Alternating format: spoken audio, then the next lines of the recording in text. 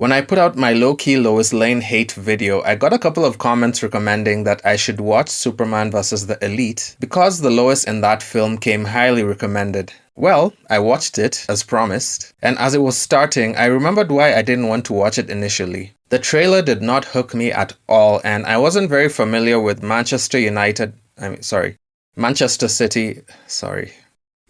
Black. Yes, I wasn't very familiar with Manchester Black at the time.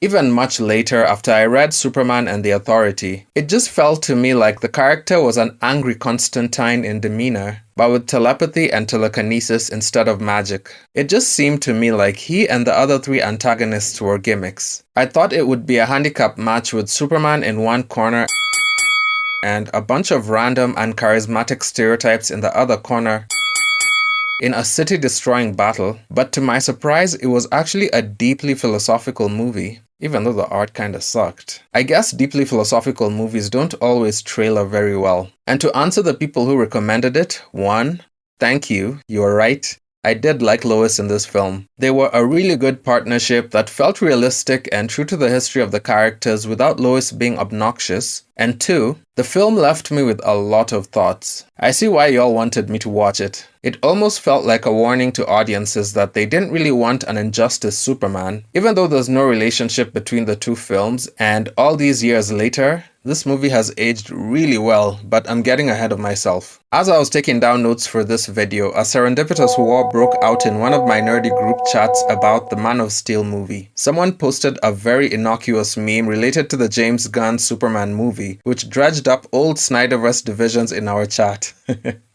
We called it the Great Man of Steel War or something like that, and 200 or so messages later, most of us just agreed to disagree. Again, because we've had that argument or nerd war more than twice. I will come back to some of those points of contention because they are relevant here, but I'm on the side of personally not liking that movie because of how they characterize Superman and the general tone of the film. The arguments went to a lot of places, but at the core of everything was the ethos of Superman, which goes back to my takeaways from Superman vs. the Elite. Zack Snyder pushed a lot of these conversations to the forefront with his Superman snapping necks because Zod did not listen to Wu-Tang. And his Batman was also embracing his inner Simpsons hit and run by mowing down criminals with reckless abandon. So the question on the table is, should superheroes kill? And if they do not, is Batman then responsible for every crime that the Joker commits as a result of his relatively pacifist approach?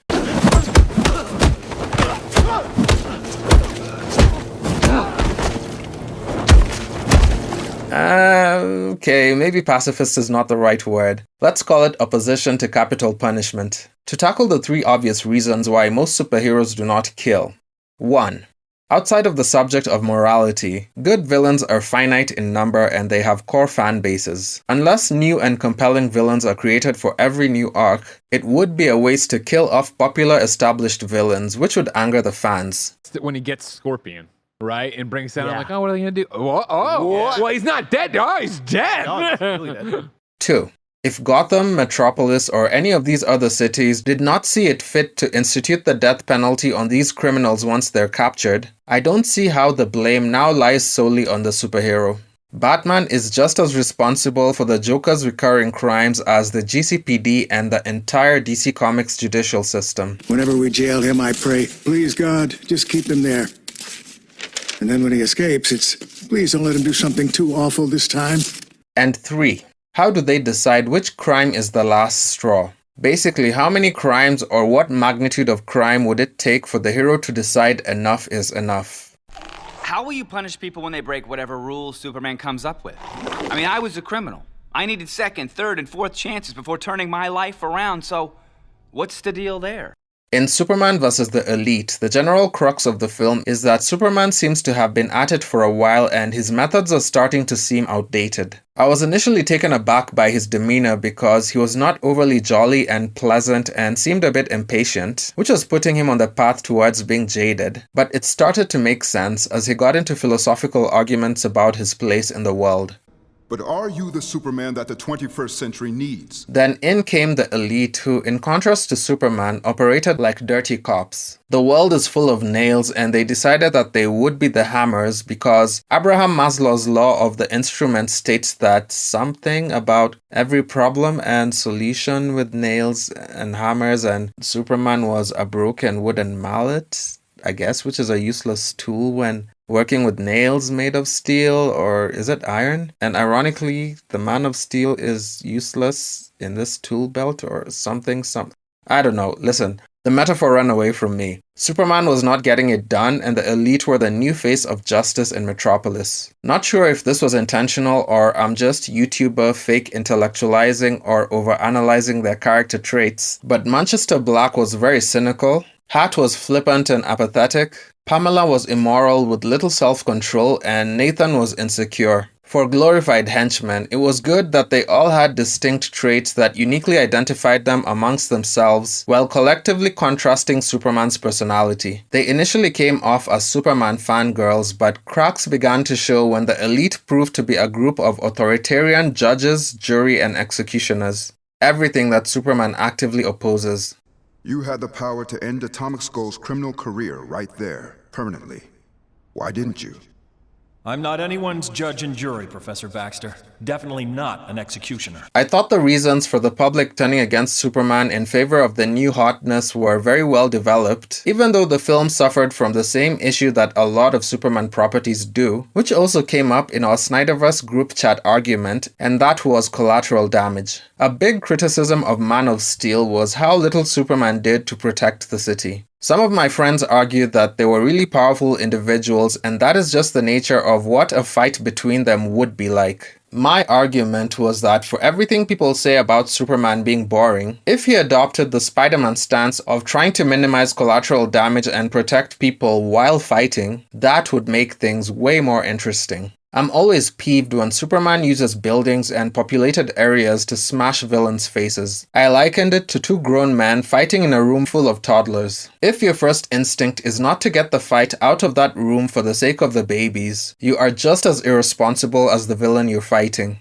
But I also know that there are a lot of people who like a mindless, destructive, superpowered brawl, but even taking the responsibility of the hero out of it, at what point does all the smashing, crashing, and punching just become visual noise? Anyway, as I was saying, because Superman failed to remove Atomic Skull from the city in their subsequent fight, a public figure ended up being killed, and this added to the general sentiments against Superman's methods, while at the same time giving Manchester Black a moment to shine with an extrajudicial public execution. The level of realism and complexity that was written into Superman's dilemma felt so intelligent, especially factoring in geopolitical issues between two fictional Middle Eastern countries. It's very easy to call for the execution of certain criminals depending on the circumstances of their crimes, but what happens when two opposing governments cannot agree on a ceasefire or a mutually beneficial conclusion to a conflict? We don't have to imagine too much because one has been playing out in the real world for a while now, and it's the everyday people with no voice who get caught in the middle and suffer immeasurably. Agree to these terms,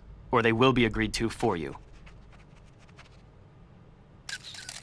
Just anecdotally, I hear people every day saying that they would wish for the solution that the elite employed in this movie, and I would be lying if I said that doesn't appeal to me as well. I am calling an immediate, worldwide ceasefire.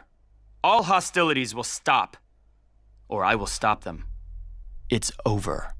And we can even take this a step further than two countries at war and extend it to oppressive and corrupt governments whose citizens are powerless to fight back. I'm pretty sure if Superman existed today, people would hate him just because he has the power to liberate them, but he will not put himself above the laws of man. My powers don't put me above the law. So where does that leave us? Is there a middle ground in all this? Because while I respect the stance of the movie and the grand speech that Superman gives at the end about the ease of succumbing to anger and vengeance that leads to destruction, I still think that his belief in the rule of law is a little naive and idealistic. As a Superman, at what point do you feel like fitting in and playing along with the broken rules and systems of the world makes you an accomplice? They always portray two extremes of the Superman coin, even in this very thematically complex movie, and I feel like like that leads to an easy answer when more nuance is needed. Does a Superman who operates outside of the law have to turn into a borderline insane authoritarian dictator? Does crossing the line a few times take you down the path of no return every single time? Or is there a bit more nuance to this conversation?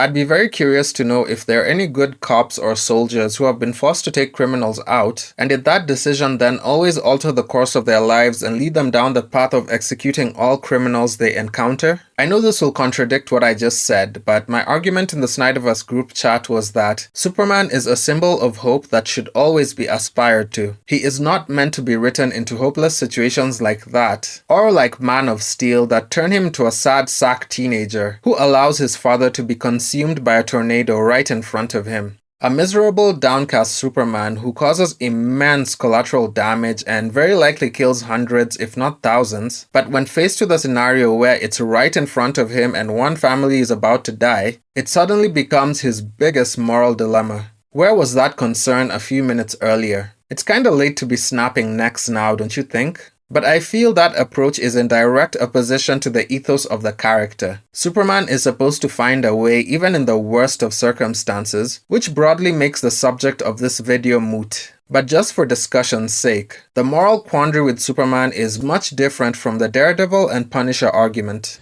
You hit them and they get back up. I hit them and they stay down. It's permanent.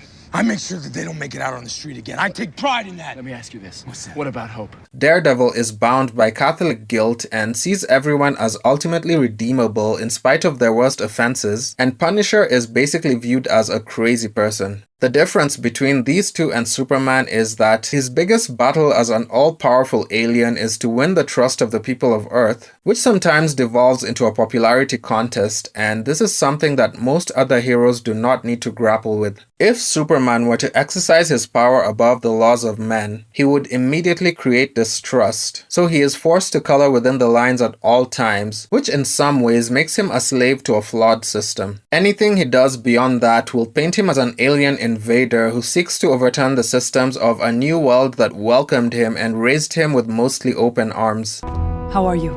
Angry. That is your right. No.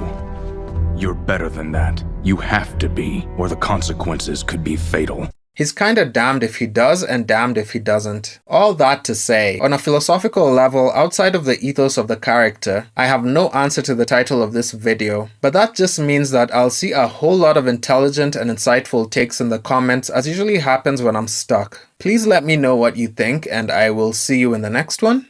Peace.